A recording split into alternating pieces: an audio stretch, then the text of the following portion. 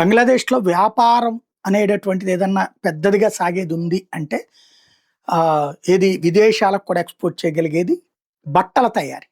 China వాడు పంపించే పత్తి, భారత్ కానీ ప్రపంచ దేశాల నుండి చైనా వాడు పత్తిని సేకరించి, ఆ పత్తిని బంగ్లాదేశ్‌కి పంపించి, బంగ్లాదేశ్‌లో చైనాకి సంబంధించిన సంస్థలే పెట్టుబడులు పెట్టాయి అనేకం.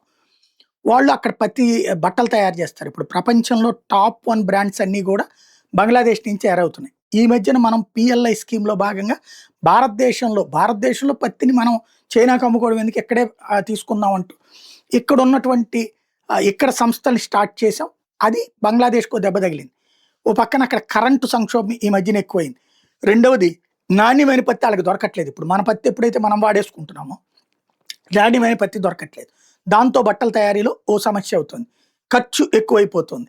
మూడోదొచ్చేటప్పటికి అక్కడ లోన్స్ కట్టలేని పరిస్థితిలోకి వచ్చారు. ఇది పద్దాకి గొడవలు వీటి వల్ల సంస్థలు నడవక లోన్లు కట్టలేక పరిస్థితి వచ్చింది. టోటల్‌గా ఫిబ్రవరి 1 నుంచి పరిశ్రమలు మూసివేస్తున్నామంటూ టెక్స్టైల్ ఇండస్ట్రీస్ అసోసియేషన్ ప్రకటించడం అన్నది సంచలనం సృష్టిస్తుంది. అదే జరిగితే లక్షలాది మంది ఉపాధి అవకాశాలు దెబ్బతింటాయి. అలాగే ఆర్థికంగా పెను సంక్షోభం అవుతుంది బంగ్లాదేశ్‌కి.